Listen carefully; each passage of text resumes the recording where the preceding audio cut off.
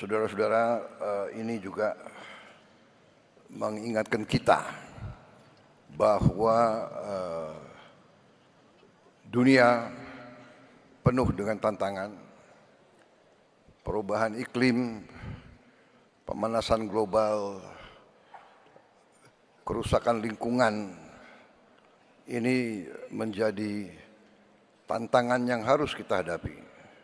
Ini juga saya kira mungkin para guru-guru di seluruh Indonesia yang sudah bisa mulai, saya yakin sudah mulai, tapi mungkin perlu kita tambah dalam silabus, dalam mata pelajaran, juga kesadaran akan sangat pentingnya kita menjaga lingkungan alam kita, menjaga hutan-hutan kita,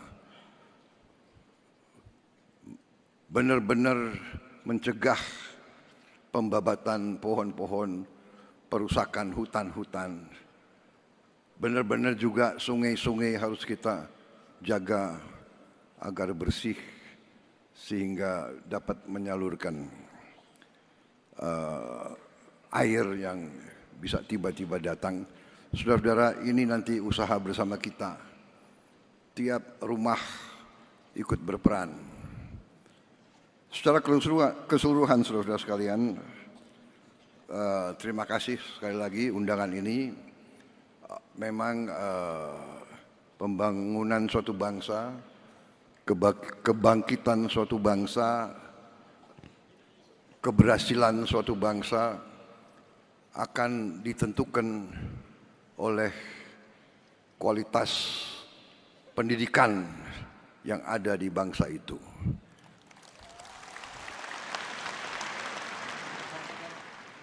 Karena itu, setiap negara yang berhasil harus investasi besar-besaran dalam bidang pendidikan. Dan sesungguhnya elit politik bangsa Indonesia sudah mengambil keputusan politik untuk investasi besar-besaran di bidang pendidikan. Bidang pendidikan adalah mata anggaran yang terbesar dalam anggaran nasional kita. Dalam APBN kita, mata anggaran yang terbesar adalah pendidikan. Oleh undang-undang,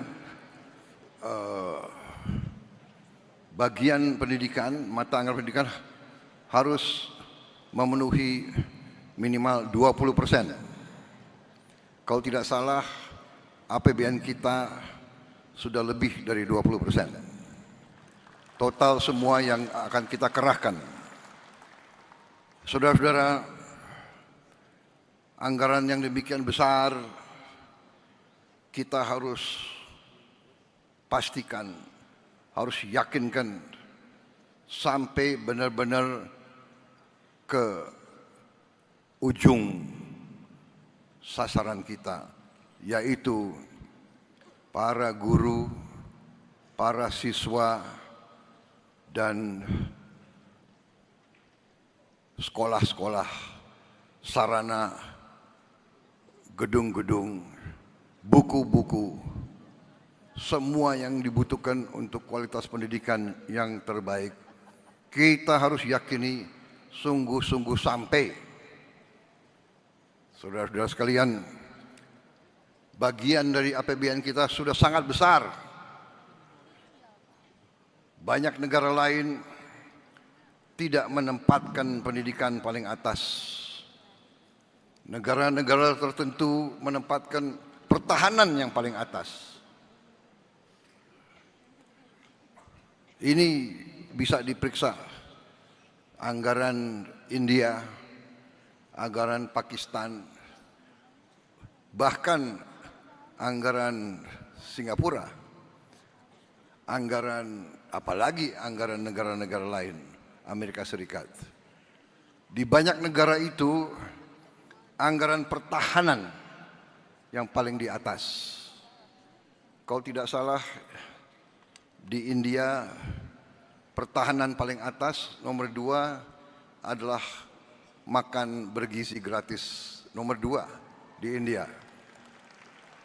Pendidikan mungkin bagian dari itu, tapi di Indonesia pendidikan mata anggaran yang paling besar. Tapi yang ingin saya ingatkan untuk semua aparat dari pusat sampai provinsi sampai kabupaten,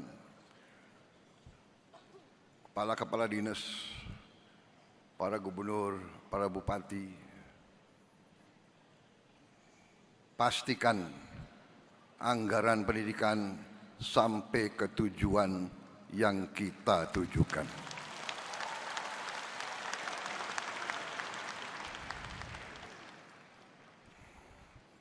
Jangan sampai anggaran pendidikan yang begitu penting bagi kebangkitan bangsa kita, jangan sampai anggaran pendidikan diselewengkan. Jangan sampai anggaran pendidikan dikorupsi.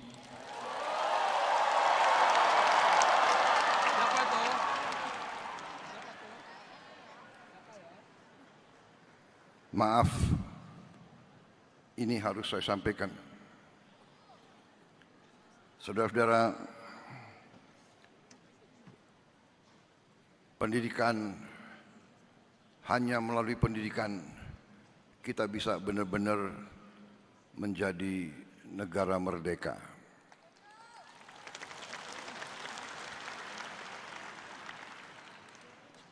Karena itu, Hari Guru Nasional ini kesempatan sekali lagi saya ucapkan penghargaan, terima kasih saya atas nama bangsa dan rakyat Indonesia.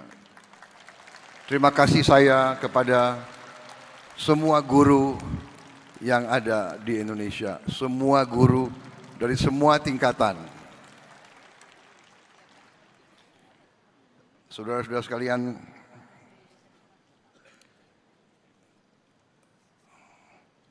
saya sangat merasa demikian pentingnya pendidikan, sehingga uang-uang yang kita hemat, uang-uang yang berhasil akibat efisiensi kita realokasikan, kita utamakan ke pendidikan. Tahun ini kita baru mampu memperbaiki 16.000 sekolah. Baru mampu.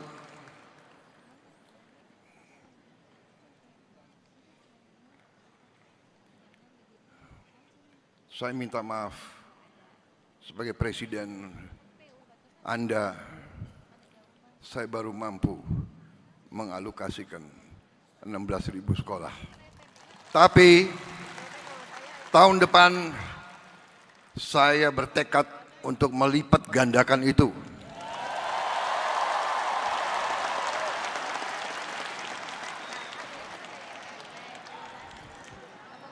Berapa kita bisa?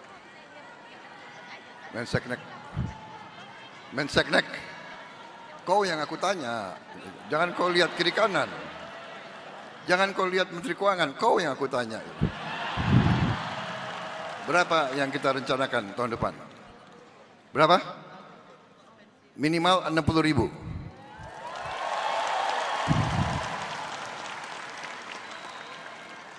$60.000 pun saya tidak puas. Menteri Keuangan bisa kita tambah?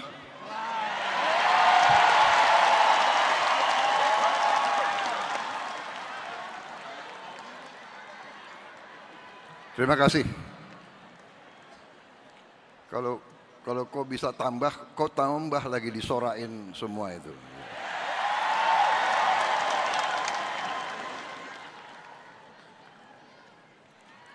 Saya kira cukup ya, cukup intinya itu kan.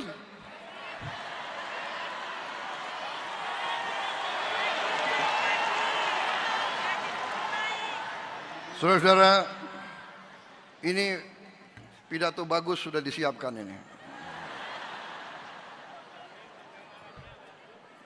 Saya bacakan ya. Percepatan penyelesaian pendidikan profesi guru yang memberikan suatu meningkatkan kesempatan pemberian menyediakan perbantuan penyediaan tunjangan guru juga bisa.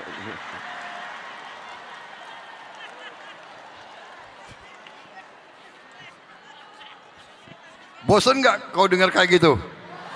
Bosan. Jangankan kau, aku pun bosan.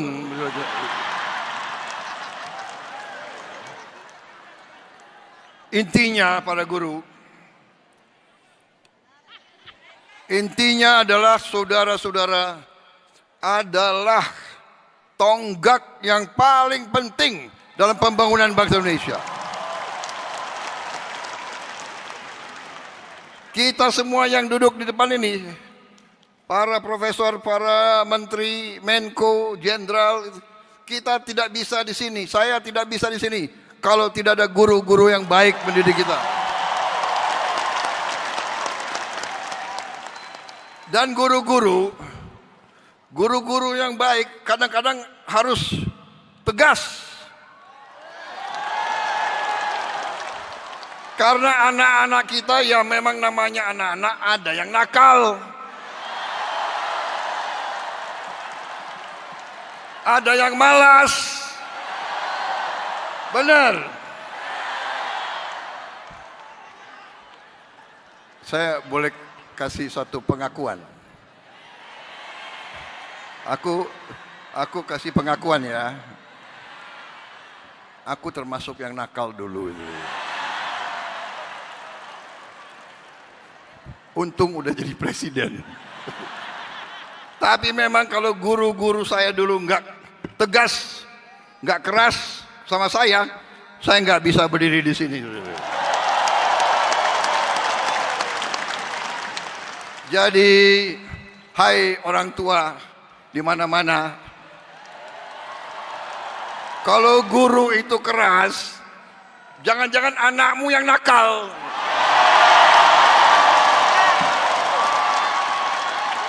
Benar.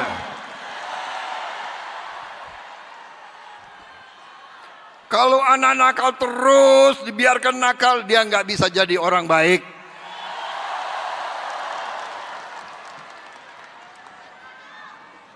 Dan ini ada fenomena. Kadang-kadang justru yang kalau nakal itu oke lah ya, nakal itu, tapi kalau kurang ajar, nah ini nggak beres, ini kurang ajar ini. Ya, kadang-kadang ada murid yang kurang ajar, ya kan? Ditegur oleh guru, dia membalas gitu loh. Merasa dirinya jagoan. Ada waktu saya Menteri Pertahanan, ada sekolah yang di bawah Kementerian Pertahanan. Ada dapat laporan murid-murid yang jawab nggak sopan ke gurunya.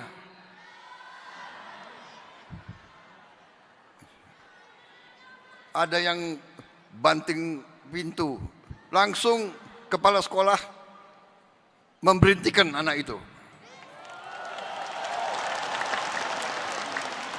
Tahu-tahu kepala sekolahnya agak grogi karena yang diberhentikan itu anak jenderal.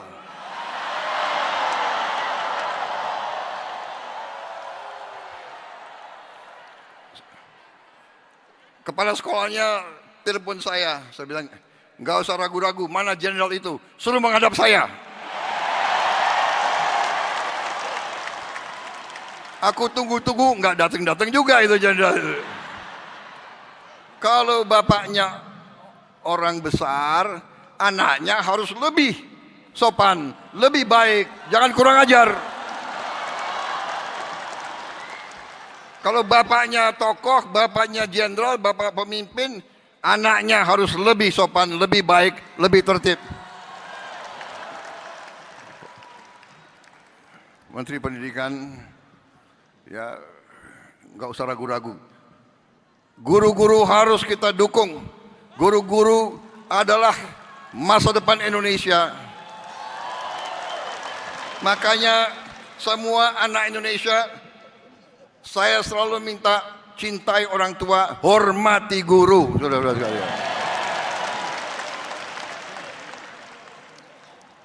Jadi pendidikan akan kita benahi, akan kita perbaiki secara besar-besaran.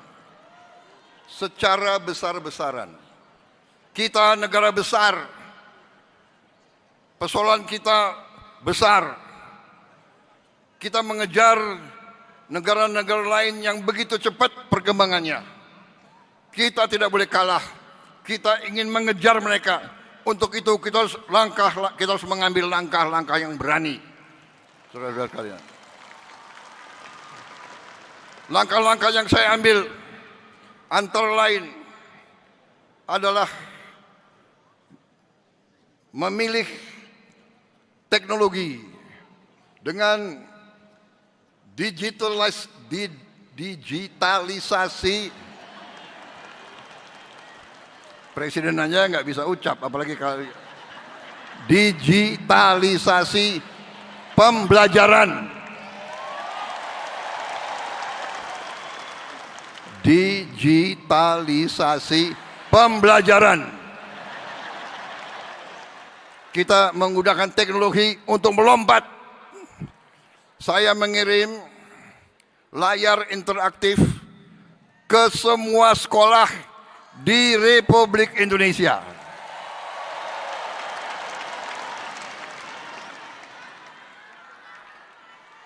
Saudara-saudara sekalian, saya dapat laporan sampai tadi malam sudah sampai lebih dari 200.000 layar. Mungkin sudah mendekati 215.000, mungkin. Saya tidak tahu Menteri Pendidikan ya. Tapi insya Allah akhir Desember atau awal Januari akan sampai ke seluruh 288.000 sekolah di seluruh Indonesia. Masalahnya adalah cuaca yang sangat menantang, sehingga kemungkinan pengiriman ke daerah-daerah yang susah itu agak lambat. Sekali lagi saya mohon pengertian. Tetapi saya bangga bahwa kita berusaha sampai ke pelosok-pelosok. Bisa ada video klip nggak ya pengiriman itu? Layar-layar ada? Mana tim? Ini nih, bukan itu sungai.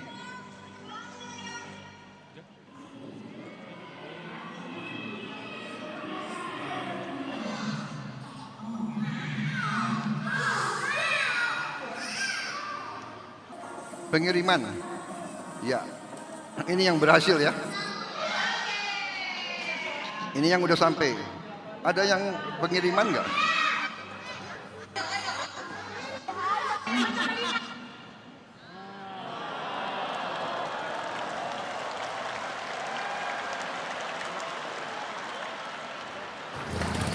Bayangkan, sampai rakyat mengangkat daerah-daerah paling terpencil kita kirim.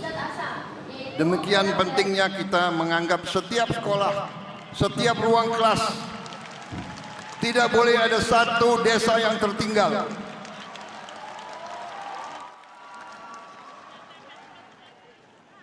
Saudara-saudara,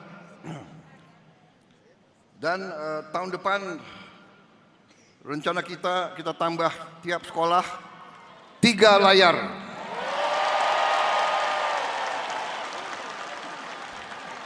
Dan tahun depannya lagi 2 layar. Jadi tiap kelas harus punya layar-layar interaktif itu.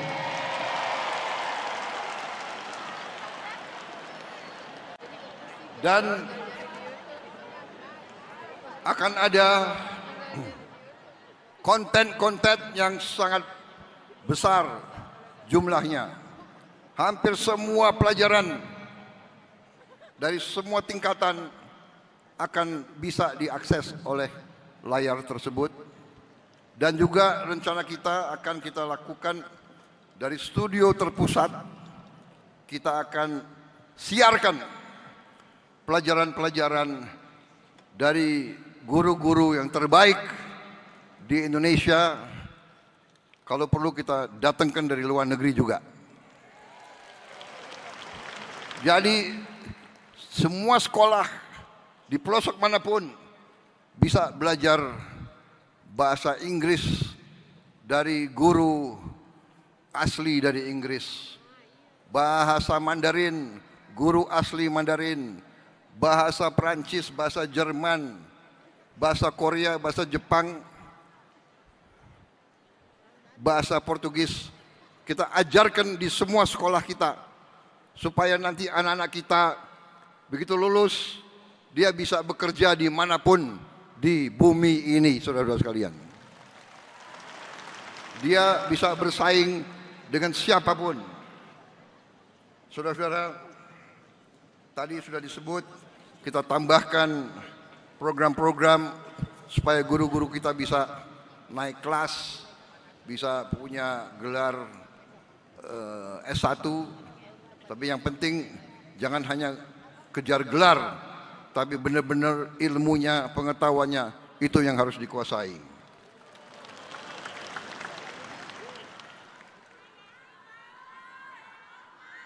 Pelatihan-pelatihan,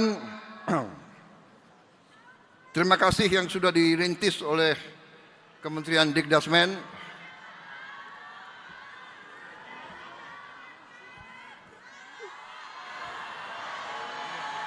Apa?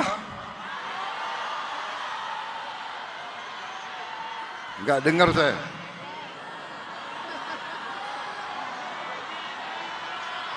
Kalau semua teriak kayak gini saya enggak dengar. Apa? Ya. Bagaimana itu Menteri Dikdasmen? Ya. Yang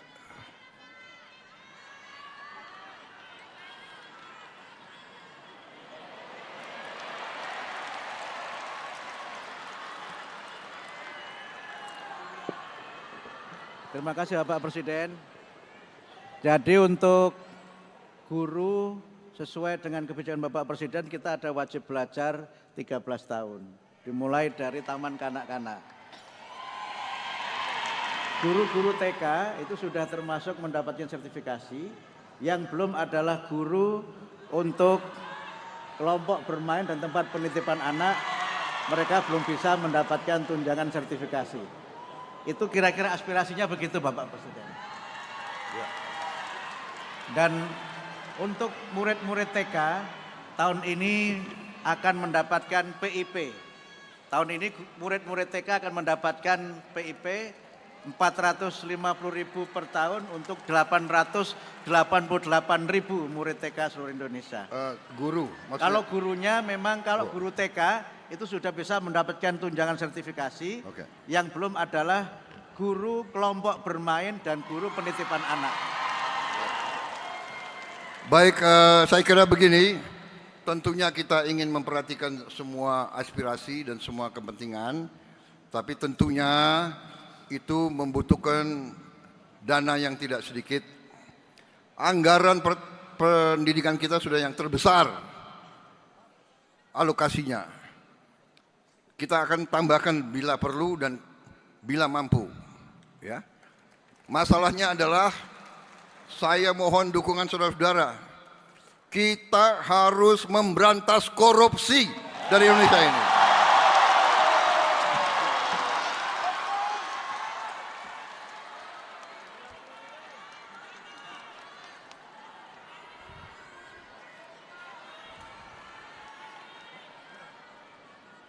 saya bertekad untuk memberantas korupsi dari Indonesia. Memang saya minta pengertian. Masalahnya sudah sangat berat, tidak bisa dalam 1-2 hari. Saya tidak punya tongkat Nabi Musa, saya tidak punya. Dan kita punya sistem.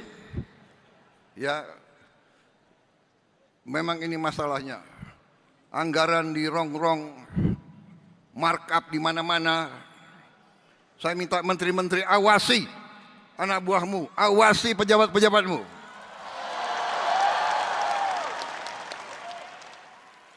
Dan saya kasih peringatan ya, para birokrat kalau masih ngotot mau mempermainkan anggaran, mengira bahwa kita bodoh semua, markup barang harganya 10 juta dinaikkan 150 kali.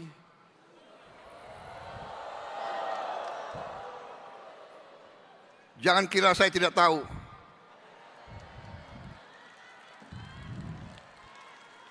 Saya kasih peringatan para menteri, para kepala badan, pejabat, bersihkan aparatmu semuanya itu.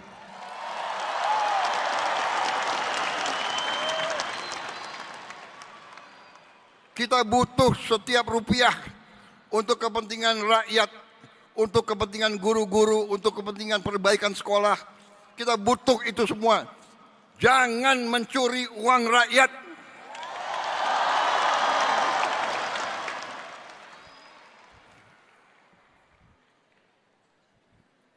Terima kasih Menteri Pendidikan.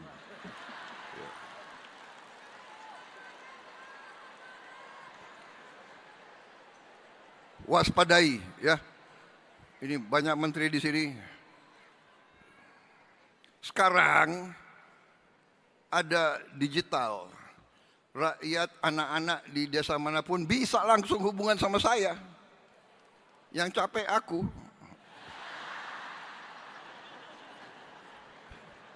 Coba itu anak-anak yang ke sekolah harus nyebrang sungai tiap hari. Tayangkan itu. Nah ini.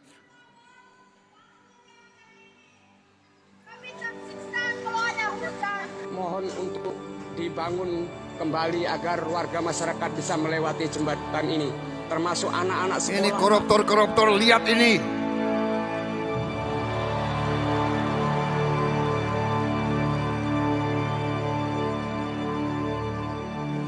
Jalan sungai daripada harus muter ke sana buat nganter ke sekolah.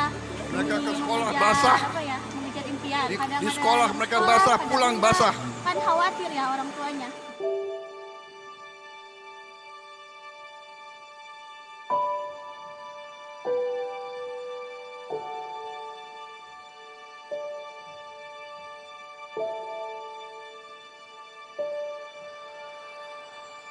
Kami keseringan dihambat banjir di saat kami pergi ke sekolah, dan kami mohon kepada Bapak untuk membangun jalan kami ini karena kami tersiksa kalau kami pergi ke sekolah. Saudara-saudara, akibat itu video-video yang dikirim langsung ke saya sudah bentuk satuan tugas khusus darurat untuk jembatan.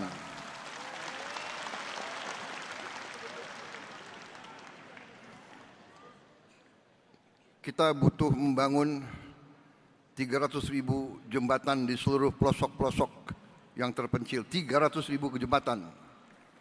Ada yang kecil, ada yang penyeberangan. Ini sedang kita rancang. Anak-anakku sabar, saya sedang bekerja. Mudah-mudahan tahun depan semua jembatan bisa berdiri.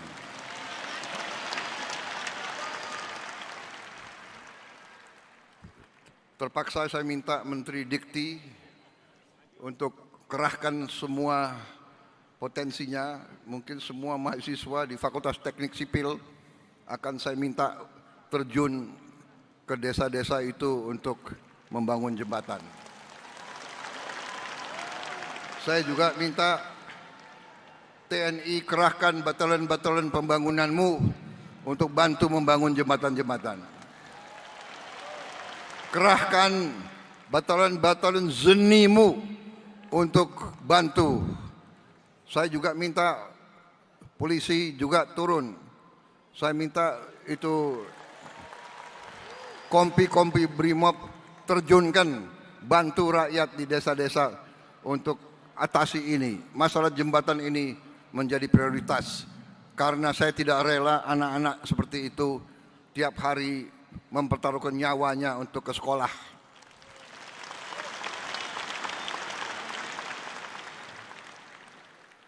Jadi, hei elit-elit di Jakarta, hei kelompok orang pinter, lihat rakyatmu.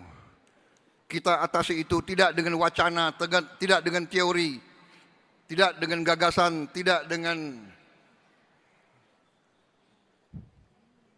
hardik menghardik, tidak dengan maki memaki, tidak ngenyek. Kita harus atasi jembatan itu dengan kerja nyata, pikiran nyata. Dan tiap jembatan bagaimanapun butuh sumber daya, butuh uang. Ini sedang tambah lagi pusing Purbaya. Enggak apa-apa Purbaya, pusingmu mulia untuk rakyat. Aku lihat kau belum botak jadi masih kuat kau.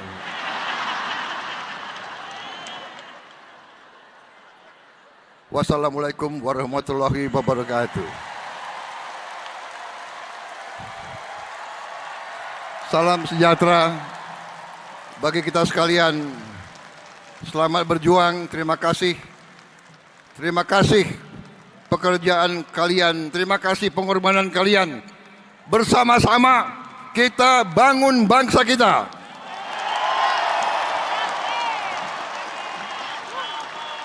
Saya minta dukunganmu, saya minta doamu, saya minta doamu, saya minta dukunganmu. Bantu saya berantas korupsi.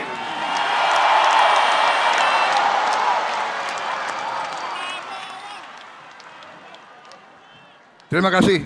Selesai.